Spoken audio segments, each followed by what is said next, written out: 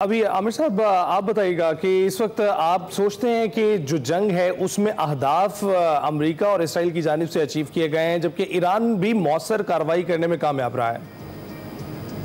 देखिए, मैं एक मिसाल फिर पाकिस्तान इंडिया की दूंगा कि जब हम बात करते हैं कि हमने उनके 6 तैयारे गिराए और हमने बताया कि हम उनके 20 तैयारे और भी गिरा सकते थे, बिल्कुल निशाने पे थे, लेकिन दुश्मन को यह बताया गया कि हम जंग का फैलाव नहीं चाहते।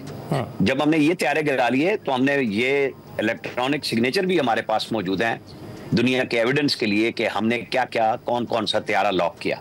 जैसे अमेरिका ने कहा, हम कोई मुकाबले में नहीं खड़े अमेरिका के, लेकिन जंगी स्ट्रेटेजी है कि उन्होंने कहा हमने 125 तैयारे उड़ाए और दुनिया को दिखाने के लिए कुछ धोखे वाले भी थे। ये जो 80 तैयारे इंडिया ने उड़ाए थे और हमारे 40 के करीब थे, उनमें से इंडिया के भी बहुत सारे तैयारे ऐसे थे जो खाली थे, जो डिसेप्शन प्लान के तहत थे। पाकिस्तान के पास उन सब के सिग्नेचर्स मौजूद हैं तैयारों में कि कौन सा मिग है, कौन सा राफेल है, ये सब मौजूद थे और हमने सिर्फ वो टारगेट किए जिन्होंने हम पे हमला किया। और हम उनके डिसेप्शन प्लान में, हमारी एयरफोर्स बिल्कुल नहीं आई, अपनी सरहदों में रही और यहीं से निशाने बना के मारा। अब ये जो कुछ ईरान के साथ हुआ तो समझ तो उनको भी आ गई, फेस सेविंग उनको भी दे दी गई कि तो वो भी खड़े रहे। हमने भी एक लंबी जंग नहीं लड़नी थी इंडिया के साथ, क्योंकि हम भी नहीं चाहते कि सिर्फ जंग के दावों के लिए हम अपनी मईशत को तबाह कर लें। हमने जो कुछ करना था फिर अमेरिका को लेके आया, दीगर मुमालिक को वो लेके आया इंडिया, और हम रुक गए। अब भी समझ आ गई रशिया के बाद कि ईरान को कि अब हमारे साथ सपोर्ट में जो हम जैसे हम अपने ही लोगों में, हमारे यहाँ बहुत ज्यादा तंज भी होता है कि इखलाकी सियासी सिफारती सतह पे हम कश्मीर के लोगों के साथ खड़े हैं, तो सारी दुनिया ईरान के साथ खड़ी थी, जैसे सारी दुनिया पाकिस्तान के साथ इन्हीं 3 लफ्जों के साथ खड़ी थी।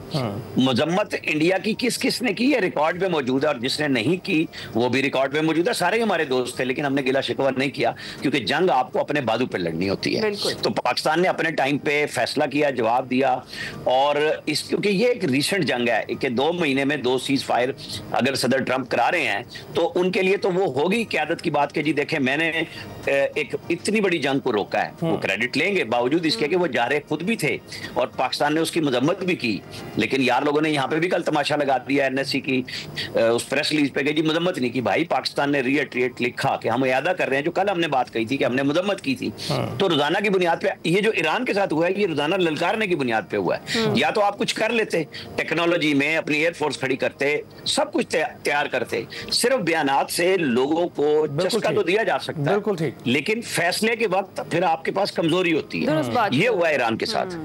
अच्छा आमिर साहब, जिस तरह से अभी हम बात भी कर रहे हैं और एक दावा जो अमरीकी सदर ने किया, उन्होंने कहा कि अब जो है वो जो हमारे हदफ थे उनको उन्होंने टारगेट बना लिया और उनका काम पूरा हो गया है, और अब जो ईरान है वो कभी एटमी ताकत नहीं बन सकेगा। और बरक्स इसके ईरान ये दावा करता है कि जो जौहरी हथियार बनाने के लिए जो मवाद था, दरकार मवाद है, वो महफूज है।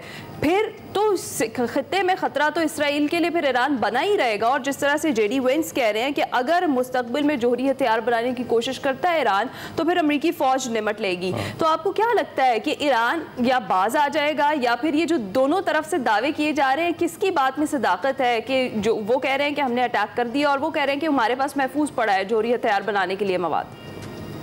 देखें, यूरेनियम मौजूद है ईरान के पास, क्योंकि अभी 48 घंटे से ज्यादा हो गए। अगर कुछ वहां होता तो ताबकारी के असरात कुछ न कुछ फील होते।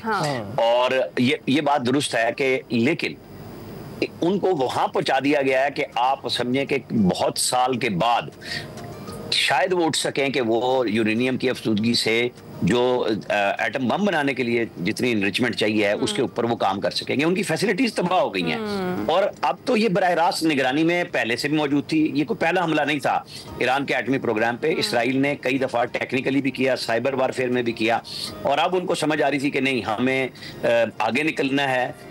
शाम उनके लिए क्लियर हो चुका हुआ था, उनके लिए लबनान में मसला नहीं रहा था अभी, तो वो अब ईरान के ऊपर बराह रास्त आ गए। और ये इसलिए आ गए कि उन्होंने इनकी मुजाहिमती तहरीक कह लें, प्रॉक्सीज ना कहें, लेकिन उन्होंने उनको न्यूट्रलाइज कर लिया हुआ था। तो ऐसे में मेरे ख्याल में आज ईरान के पास वो मौका है कि बजाय दावे करने के अपनी कौम के लिए बेहतर रास्ते चुने और अपने ऊपर लगी पाबंदियां खत्म कराए।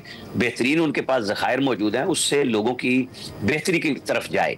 और वहां पे जो सियासी निजाम में कमजोरियां हैं वो लोगों को मिलें, ताकि ये जो था ना रिजीम चेंज का इसराइल का पहला दावा और एटमी प्रोग्राम पे तो उन्होंने बिल्कुल मकसद दोनों ने मिलकर अमेरिका ने हासिल किया, लेकिन रिजीम चेंज की बात बिल्कुल आप समझे पाकिस्तान इंडिया की हर मतलब, क्योंकि रिसेंट है कि जब यहाँ नूर खान बेस पे और हमला हुआ तो हमारे लोग नौजवान झंडे लेके पाकिस्तान के ग्राउंड पे मौजूद थे बजाय खौफजदा होने के। यही काम तेहरान में भी तो हुआ ना, वहां भी हजारों लोग आ गए अपनी गवर्नमेंट के साथ, वो इसराइल की नफरत में अपने मुल्क की मोहब्बत में खड़े हुए थे।